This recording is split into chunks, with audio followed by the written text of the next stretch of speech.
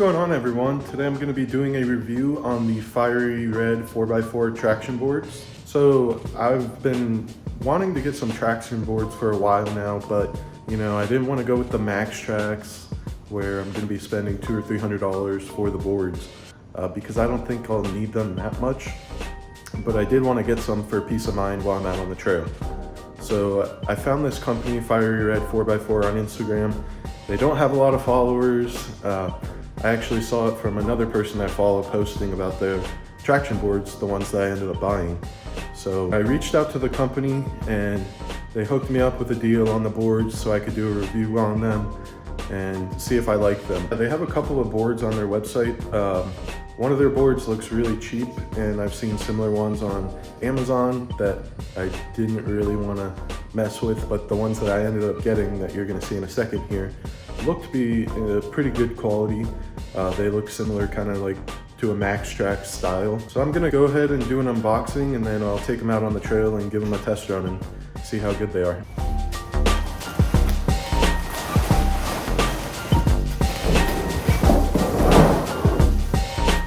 So they came wrapped up in bubble wrap. As you can see, the teeth on here were kind of poking through the box almost, and actually did poke through the box when I pulled them out. But they look good so far.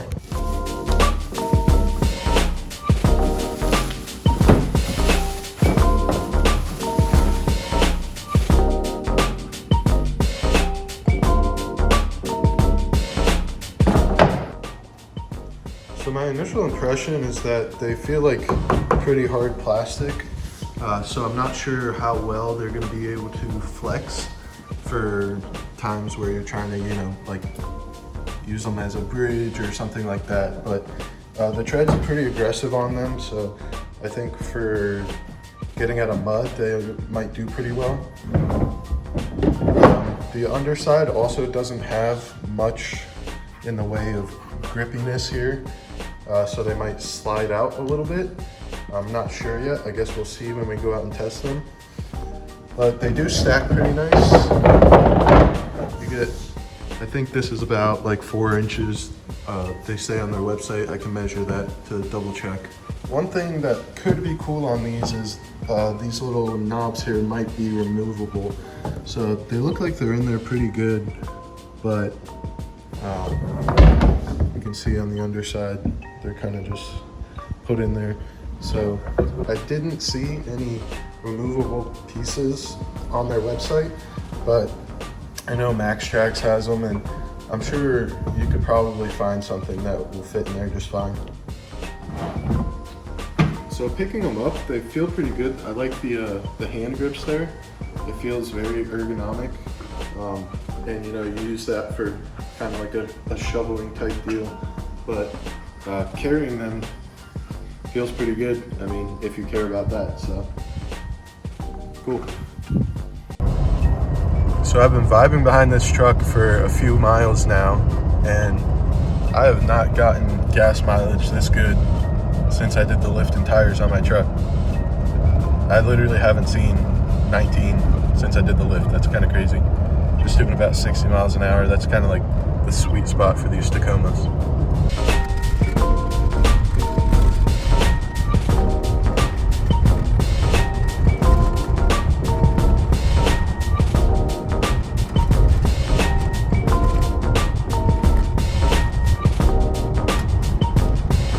We're out in Richloam Wildlife Management Area. We're gonna try to find some sugar sand or maybe some mud to try to kind of get stuck in two-wheel drive and see if the traction boards will get us out. Last time we were out here, it was bone dry. It hadn't rained in literally like months, but it poured pretty heavily the other day, so might be able to find some mud.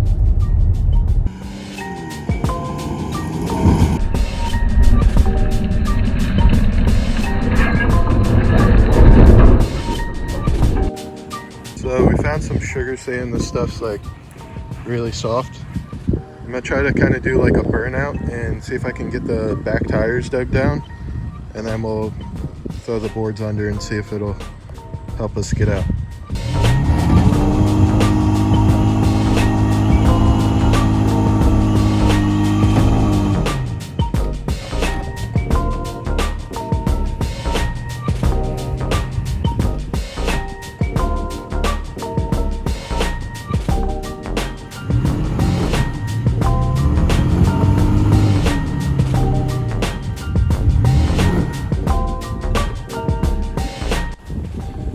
Alright, so as you can see, we're stuck.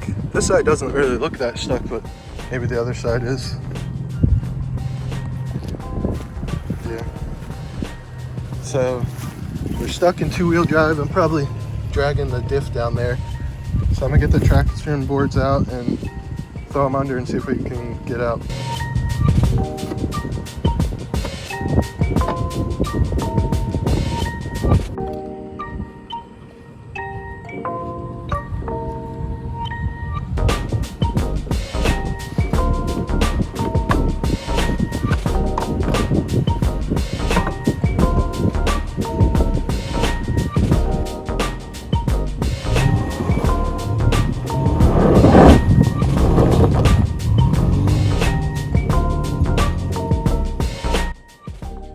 So I just realized how windy it is out, so sorry if it sounds really bad, but as you can see, the boards did their job. I wasn't biting at first. I think that's because I wasn't deep enough under the tire with them, but once I was able to get some traction on, I got right out. So my girlfriend decided she would go ahead and do the dirty work and get them out for me, which is nice because I'm wearing nice shorts and stuff. As if I'm not. She got her gym shorts on. So I got the boards out. Looks like they got scuffed up maybe a little bit, but I think overall they held up okay. These knobs all look almost perfect. Obviously that was only one run with them, but I think it'll hold up just fine. I'll just have to watch out for these guys. Actually, now that I wiped it off, it looks okay, so cool. We're gonna do a little bit of a bridge test on this log here to see how much the traction board bends and if it rebounds after bending.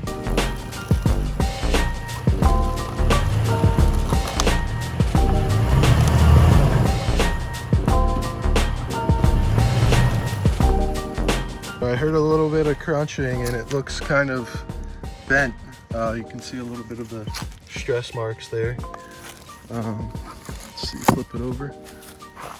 Yeah, you can see some stress marks on it, but it doesn't appear to have broken at all, but it is pretty bent. So I'm gonna see if I can bend it back and we'll see how resilient it is. I was able to get it straightened out a little bit.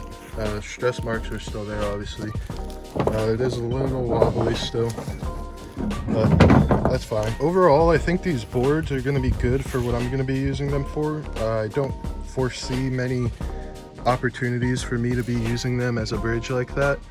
I would say if you're going to be using them primarily for bridging, or you know you're going to need it for that, then maybe go with one of the better known brands that have a more resilient material. But I think they're gonna do just fine for getting me out of mud and getting me out of sand.